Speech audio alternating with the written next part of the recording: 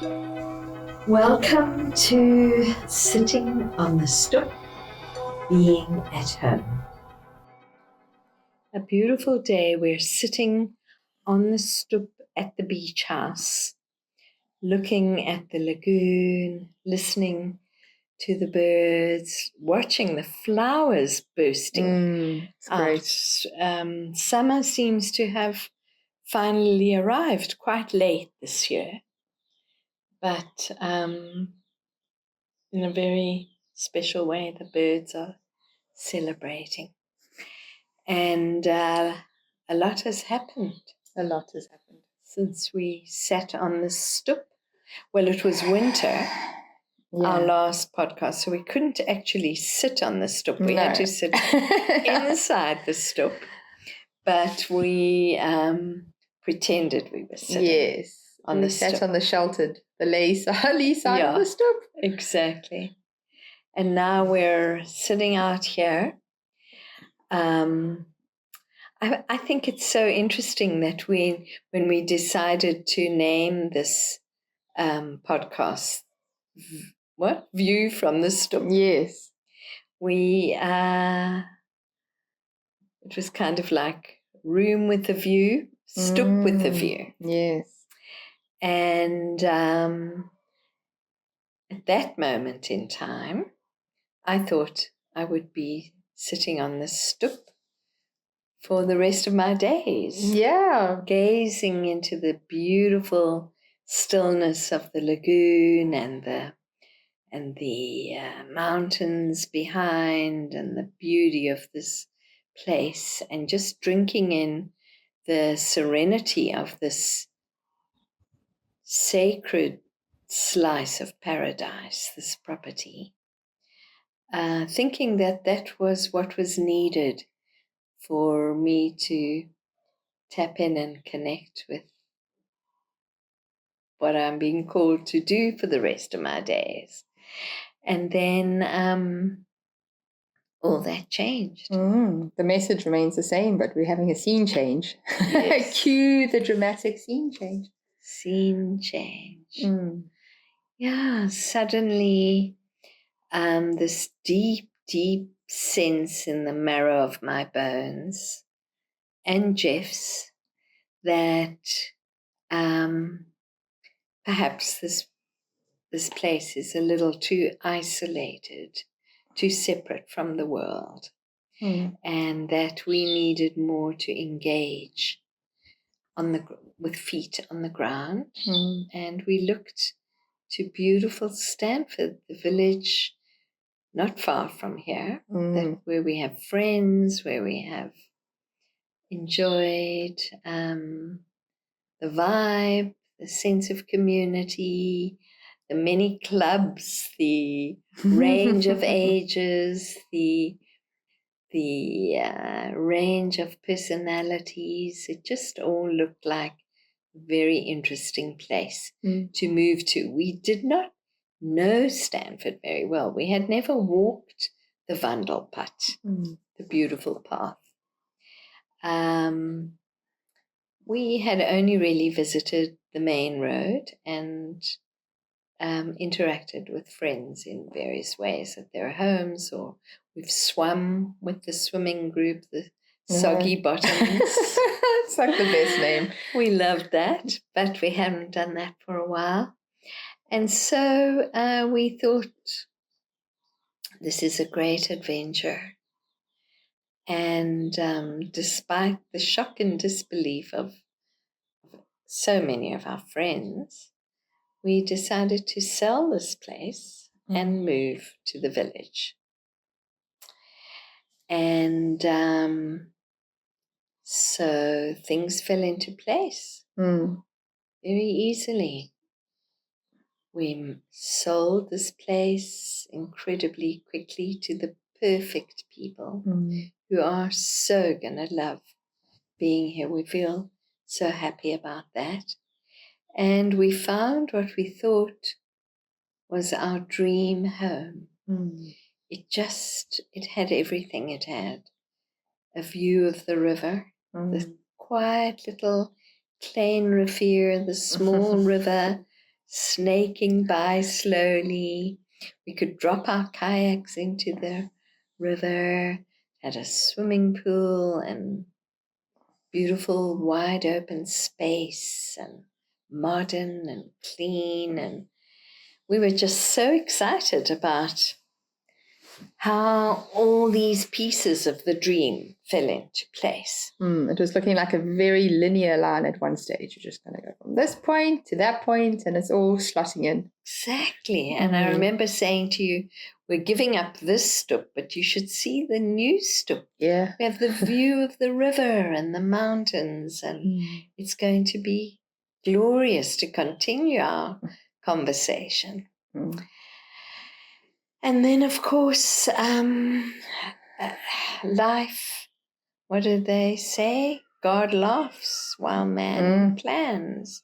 We thought we had the perfect plan. It was completely upheaved when a very dramatic flash flood came down the mountains and flooded the klein rivier into the grootest rivier possible, and the water spread and the homes were flooded. And people were rescued off their roofs. It just seems so... Yes. It seems like a movie plot. It just doesn't seem realistic. Yeah. And it's very strange sitting here today on this beautiful, tranquil day, looking at this picture-perfect body of water and thinking how much destruction actually happened, flowing down this river. Whew. It's the power of water, eh? The power of nature when it's let loose. Yeah. So your new Stoep ended up almost 2 stories underwater. Yeah. And the straight line is looking a lot more like a squiggle. Our trauma or displacement is way less than what most people have suffered. But nevertheless, we did experience a huge displacement because suddenly we found ourselves homeless. We have sold the beach house and we were due to move into our new house in Stanford in a few weeks. And suddenly there's no house to move into. And it's not a short-term fix. And flood damages. But it's also what happens in those first days of taking reconnaissance of your life. And that's what I would like to sort of explore today, because that's actually a very precious moment in one's life when you're faced with huge, unexpected consequences. Yes. And it can happen in an instant to all of us at any time. Can be an accident, can be a sudden death, can be an illness, can be a happy event. But in a moment when the course of your own river suddenly has to change, move in a completely different direction. And I remember getting those first WhatsApp messages quite early in the morning to say Stanford is under flood. And I wrote back to the friend who'd sent me the message. I said, "What do you mean?" She said, "The entire area of your new home and all the other homes on the river are under flood." And this was at about 7 a.m. on the Sunday morning. Flash flood had come through around 6 a.m., I think. So I woke Jeff up and I said, Stanford is under flood. Our first thought was, can we be of help in any way? But of course we could not, because the bridge was down. All access into and out of Stanford was closed. So we couldn't get in to help. There was nothing we could do physically, but we could, of course, make ourselves available spiritually energetically. Yes. We lit candles. We prayed that for people's lives. We prayed for loss of whatever was happening, for the chaos, for the children, for, we just sat at our dining room table with candles lit thinking, oh my gosh, people may have lost life through this. And we got we wrote to the seller of our house. We said, are you okay? And he sent us a picture of them being evacuated off the roof of the house with their baby into a little boat. Sure. So they were safe. I think the miracle of what happened was that no life was lost, not even the life of a pet or an animal. But the village really came together to help in the most extraordinary way.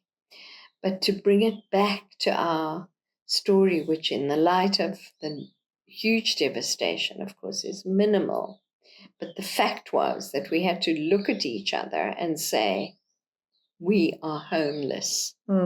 Course correction. Course correction, exactly. What are we going to do? We had to take a deep breath. We phoned our children. We said, this is our situation. They said, are you all right? We said, we're fine. Don't worry about us. We just have to find a way out of this. So immediately start to think of finding a place to live. And our children, of course, especially our son, who lives in Hermanus, said, move in with us.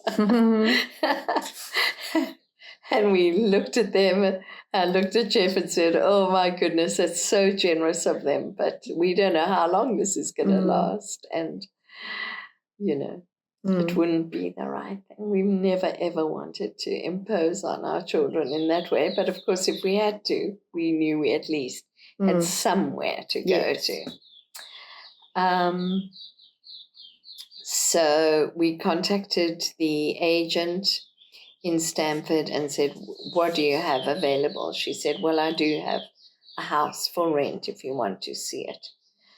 Okay. As soon as the bridge opened up, we drove through. We took a look at the absolute devastation of the house we had bought that I can maybe describe at another time, what it is to walk into a place that had been pristine and exquisitely renovated to the finest detail, suddenly just covered in mud and slime and debris and chaos. It was a very deeply saddening and actually awakening experience, and also to see the seller, how traumatized he was, just to see his eyes, I could see the absolute trauma in him. So the whole situation was very confusing, sudden, what to do. And the agent said, well, I'll show you a house, the only place I have available. We looked at it. I mean, we had to climb about 20 steps, wooden slatted steps up the outside of the house to get up to the front door. And the house was moldy and there was just no way we could live in it. So as it turned out, with a series of events that happened, our daughter, who had been thinking of moving to Stanford for a while now, wanting to move closer to us, had seen this little house that was for sale. And we spoke to her, and between us all, we rallied together, managed to buy that little place that she will eventually move into. once she sells her house in Cape Town. So we have a roof over our heads. We have a safe place to land. The dream is different, but there's still a stoep. There is always a stoep, and there's always the view. Yes. From the stoep. Yes, whatever that may be. Because you take your view with it. You have your external beauty, of course. The sound of the birds, isn't it beautiful? And the stillness, and you have everything that a view supports. Yes. But the real view is the one from within, and this is where the topic of resilience comes into the picture. Because to course correct, even to be in the mindset to course correct, like you two did, you didn't sit in the regret. You knew you need to shift, the plan has changed, and you moved forward. And that takes the resilience. So why is resilience, Merle, about being able to sit in a moment, to feel a moment, and then act, versus the idea that resilience is this hard shell that you must build up, and when life throws things at you, it bounces off you and you carry on. There's a big difference. This isn't a hard shell resilience we're talking about. This is you processed it, you lit candles, you sat with what was going on, and that equipped you to move forward. Can we chat about that a bit more, about the softness of resilience? I love your question. Because I think it's such an important one. I'll tell you in a strange way what prepared me for that moment. And I only twigged it now when you asked me the question. Because for some reason, there was the anniversary of the 9/11 Twin Towers in New York. And I was living in Canada at the time, and it was a very, very tough period. And I remember the day very well, and the whole outworking, which I can tell you about at some point if you like. But because it was the anniversary, there were certain documentaries made about how people coped with the tragedy of that day. And one story in particular stood out for me, and I even told Jeff about it afterwards. It was a woman whose son was working in the Twin Towers. And they knew that he was on the floor, that the plane had entered, and her husband phoned her. She was at home, and he said, "Please don't watch television," because he somehow knew that would destroy something for her. So she said, "I took his advice and I went and sat in my garden and I looked at the flowers, knowing that in these very moments there was huge drama going on." And something touched me so much about that story, because I thought at the time, would I have the courage not to watch television? It's so addictive. It's so seductive. You want details. You feel you need to know. But she knew there was nothing she could do about the situation other than what she could do by going and sitting outside and looking at her garden. Because her actions wouldn't change the outcome. So she got to choose how she processed. Exactly. And that she felt she could connect with the spirit of her son. That was the wisdom, you see. So it's mind and heart. Mind talk is get the details, get the WhatsApps, be engaged in the drama. Everything about us wants that. Heart talk speaks with a softer voice, so you have to listen quite carefully, says, do what is going to nourish you in this moment? How do I support what I'm feeling? Is it through the information, or is it through going to inspiration? And I think that was a very courageous act on the part of this woman, and her story touched me very, very deeply. So in that moment of hearing about these floods, there was nothing we could physically do about it, but there was a lot spiritually we could do, energetically. And I think in that choice, it's a choice. It's a tough choice. So you're in this battle between heart and mind, and the phone's ringing, and and it's like, hang on a second. We're now in major unknown territory. How do we cope? Now, of course, it's a luxury to be able to sit quietly. Maybe you don't have it. Maybe you have to rescue people, or you're in the village, or you're running to help and grabbing boats and, picking up drowning animals and who knows what else. So we had, in a sense, the luxury of being able to just sit and hold the whole episode as well as we could. And Jeff and I have had a lot of experience with this, because we have worked with people in war-torn areas. We have done this kind of long-distance healing, energetic work. We've had situations where people have called upon us when they've been in a terrible situation of crisis. And we have, in a sense, activated that capacity to how do we work with this energetically. You can call it energy, you can call it prayer, you can call it candles, you can call it whatever word works. For me, the word that works is just to go to a place inside myself where there is a resilience.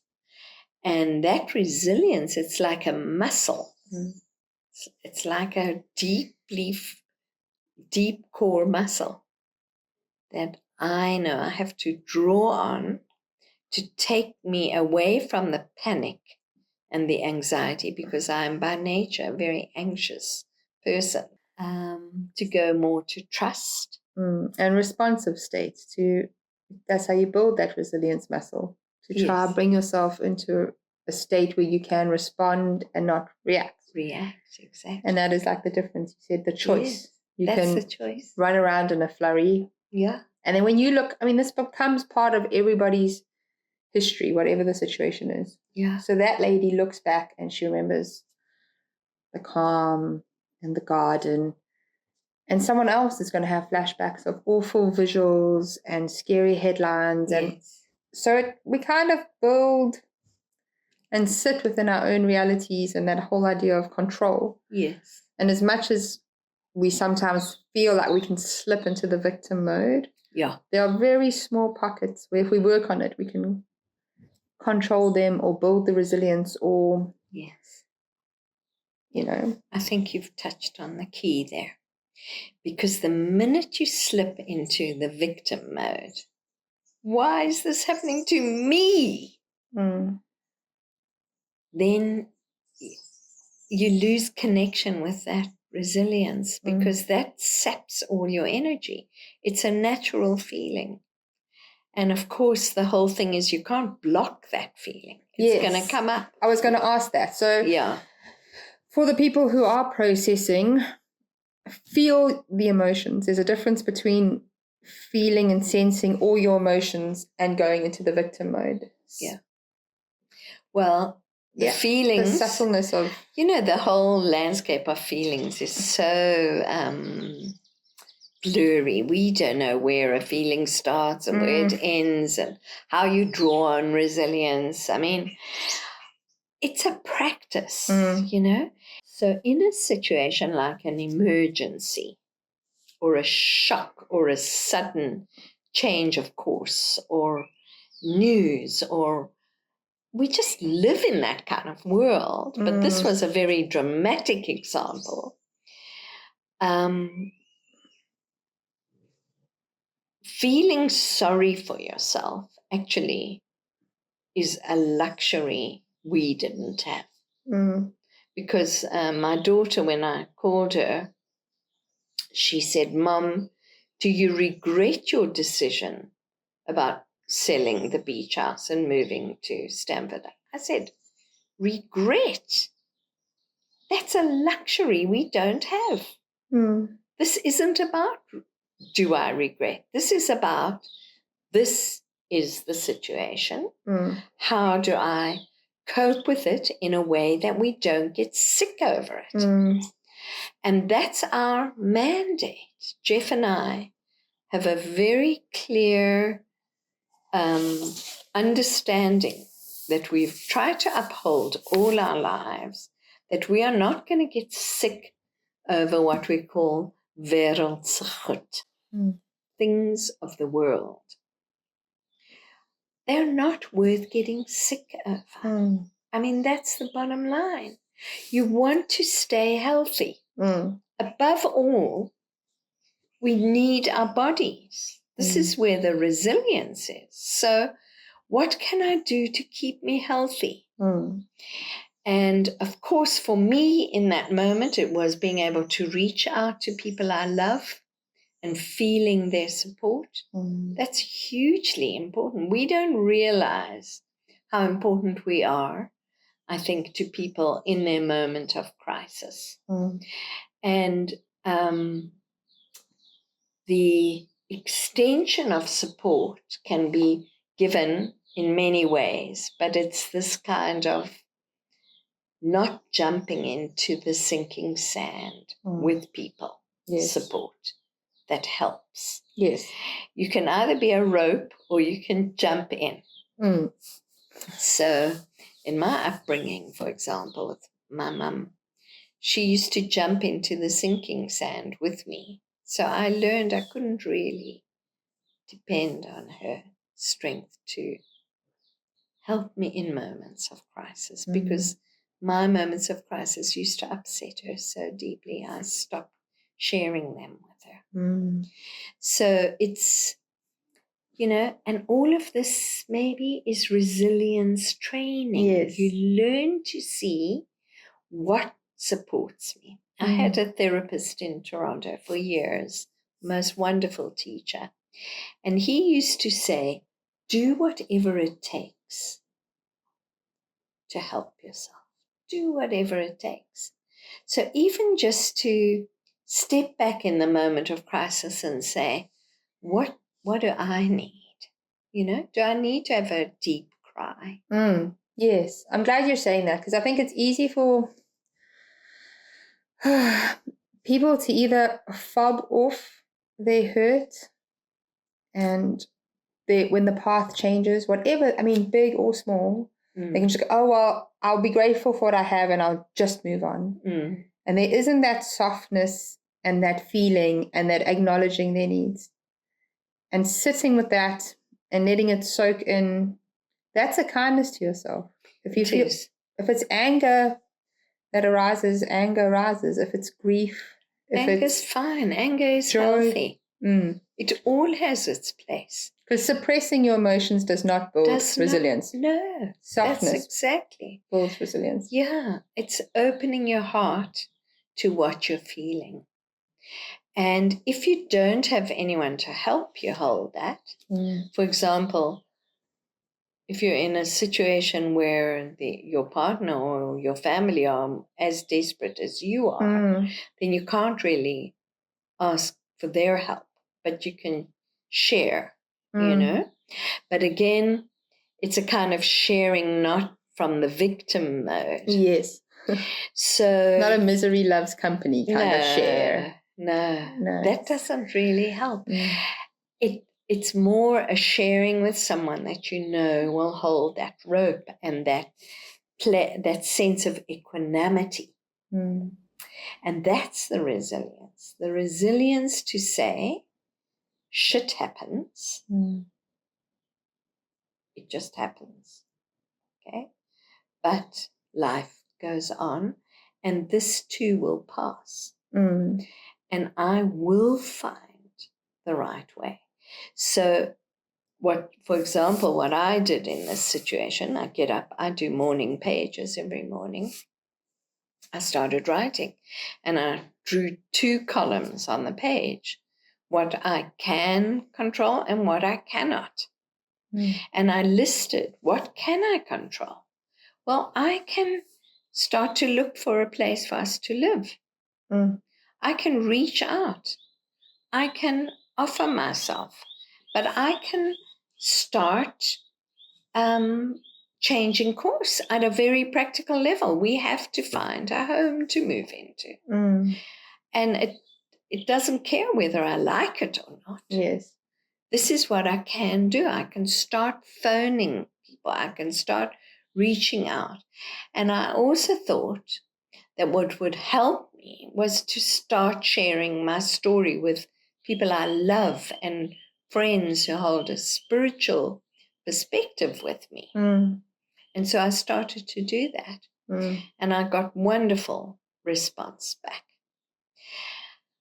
What do I not have control over? I don't have control over whether we still have to go through with the purchase of this house or not, whether there will be more floods in the future Yes. based on climate change, whether this house has been irreparably damaged, whether the dream is lost, whether. So you know where to put your resources and your energy. You're not going to start turning into a paralegal and Googling every thing you can find about property transfers. And you knew that's not where you're going to put your energy. And some people would. They would have panicked into finding someone who can do that for me. Yes, exactly. And that's subtle, but it's important. Yeah.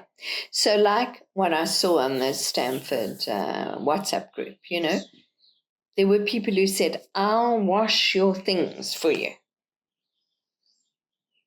So that the person going through mud gushing through their cupboards doesn't have to think of how am I going to clean these clothes. Or when people say to you, how can I help? Your brain isn't even compartmentalizing tasks that need to be done. No.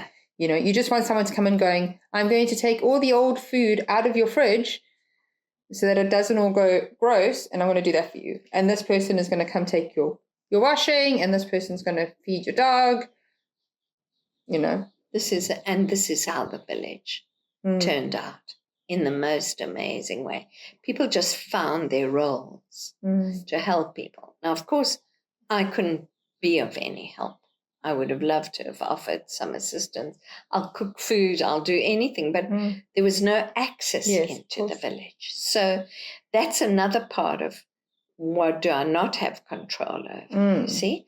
I'm being kept out physically. So now I have to full on do the work energetically that I can do to help this situation for others and for myself. Yes. Because my whole family depends on this. My husband, he'll be 80 next year. Yeah. This was a shock to his system. Do you think holding space for yourself and others is also a tool in building resilience? Is that part of the practice? Yes, I think holding space is what it's all about, really. It's about holding space for yourself. That takes resilience. It's about holding a space of calm in the midst of chaos. Yes, I think holding space is a big topic. We can do a whole podcast on it because I think of the children in these times of chaos and how important it is that there are adults in the room who can hold a space of calm for them so that they don't get afraid. My granddaughter Safia was absolutely terrified that we would be washed away in a flood, like Noah's Ark. She was having nightmares about us. So it was very important to hold space for her and for our children to say, don't worry about us. We are going to be fine. We're going to be fine because we trust that things are going to work out. They have always worked out. So they're going to work out this time as well. And all the work, if we go back to the A to B analogy, all the work you did around releasing point A, the Lagoon House, that's still all valid. It's not like that work was all done for the River House.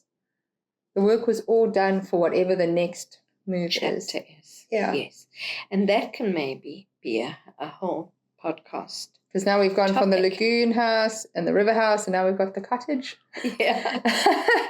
Now we've got the really, really tiny house and the funniest part was we said to the agent, why has this house not sold?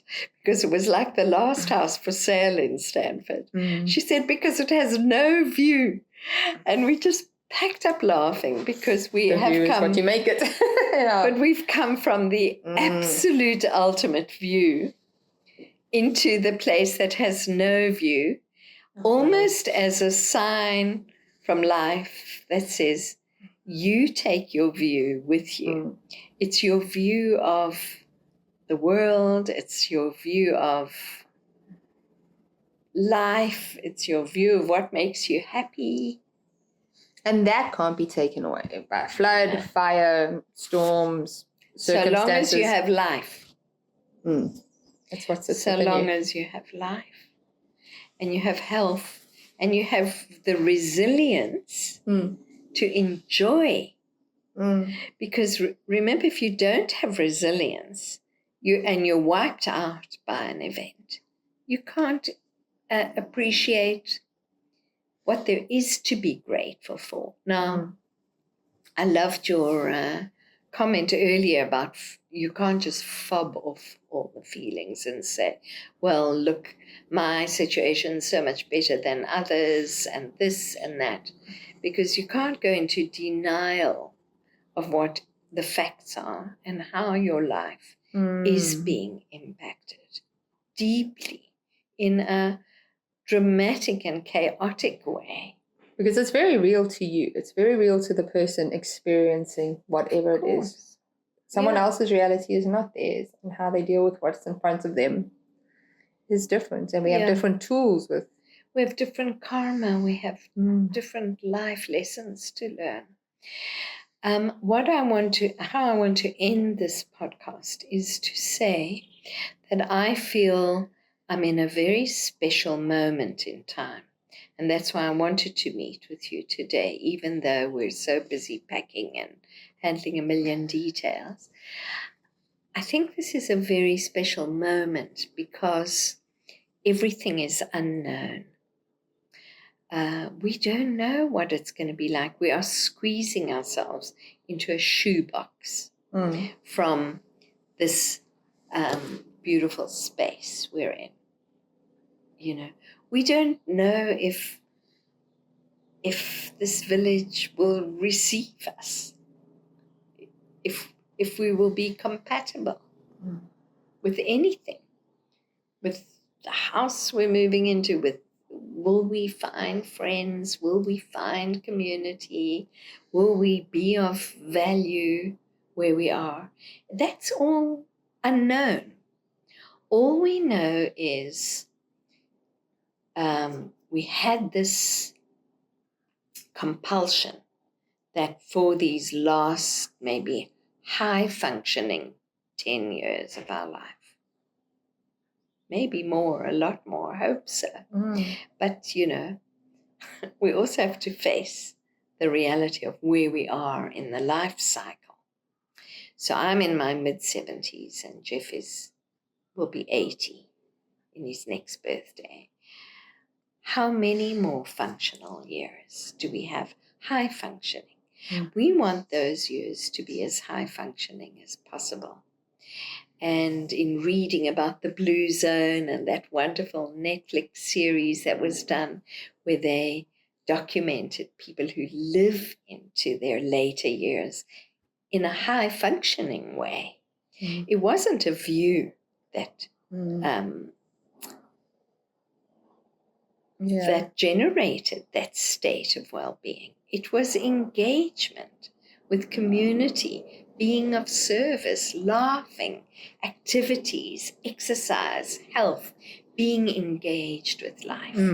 And that was a very strong motivator for us to leave this beautiful place, this ivory tower of isolated beauty, and engage. Yes, to become and make immersive. that decision. So that dream has not left. It just has taken on a different picture. Yes. There is so much unknown that I think when you're in the process of not knowing, it's almost like being pregnant. You don't know what you're going to be giving birth to. You don't know how your life is going to change. You don't know what the shape, what in my days, what sex, what who the child will look like, what their personalities will be. It's lucky that we don't know. Stepping into the unknown. And you just go with it. And I sort of feel in a way that I'm going through a pregnancy of that there's a cycle of gestation within me. And the anticipation that comes with that? Well, it's a mix of dread and excitement. Seems a bit accurate. And the wonderful thing is that Jeff and I have such a sense of humor about life. We laugh a lot. And so we just laugh, we could cry, but we laugh. Yes. And we, like the other day, he said, oh, where am I going to swim? In the hot weather here, we have the lagoon, we have the pool in our home. We had a pool. We'll find a way. And there's a swimming club, right? Yeah, we'll join the swimming club again. Exactly. It's none of that and it's all of that. Because the dream had a certain shape to it. It was almost unbelievable. It was so exciting. And now it's changed. And so there might be an element of compression physically with the house. Yes. But expansion socially, community, more options to be immersive. And maybe we'll love the simple life of living in a tiny home. Who knows? So resilience also ties back to just the idea of sitting on the stoep. Sitting on the stoep can build resilience because you can just sit with whatever is there. Beautiful. Exactly. Everyone just has to go sit on the stoep. It's a homework. You just go sit. Don't do anything else. Sit and just be. Be still and know. Beautiful. And listen to the prompts of your heart.